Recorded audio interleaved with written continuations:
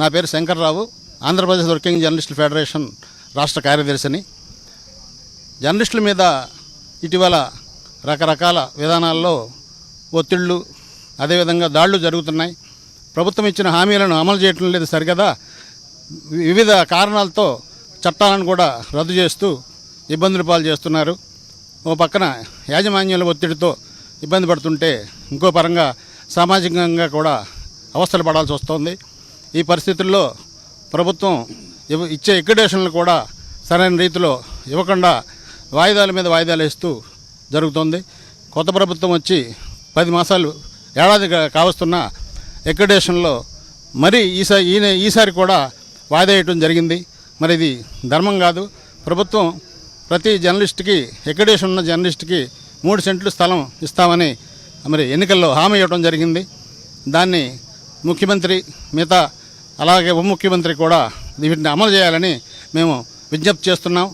అదేవిధంగా కేంద్ర కార్మిక చట్టాలు 2 రద్దు చేసి వాటిని కనీస హక్కు లేకుండా చేయడం జరిగింది.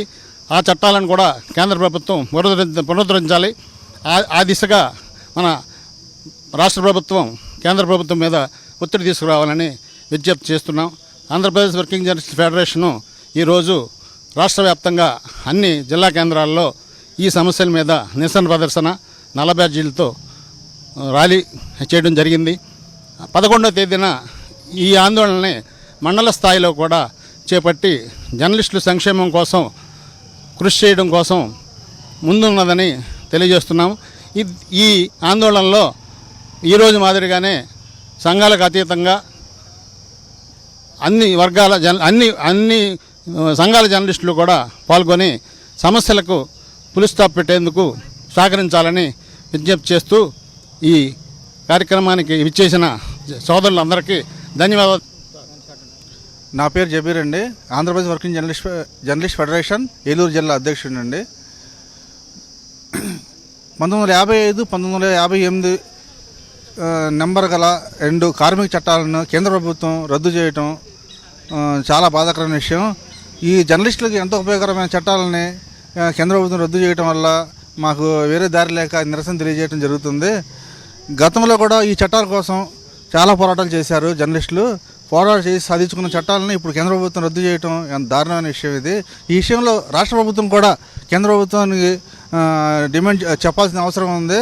కాబట్టి మా సమస్యలు గుర్తించి పునరుద్ధరించాల్సిన అవసరం, 2 చట్టాలను పునరుద్ధరించాల్సిన అవసరం ఎంతైనా ఉంది. అందుకోసం మేము ఈ రాష్ట్ర వ్యాప్తంగా మా యూనియన్ కమిటీ పిలుపు మేరకు ఈ జిల్లాలో ఈరోజు శాంతియుతంగా నిరసన కార్యక్రమం చేపట్టడం జరిగింది. జర్నలిస్టులపై దాడులు చేయటం వాస్తవం అది. అయితే ఉన్నది లేనట్టు, లేని ఉన్నట్టు కల్పించి దాడులు చేస్తున్నారు.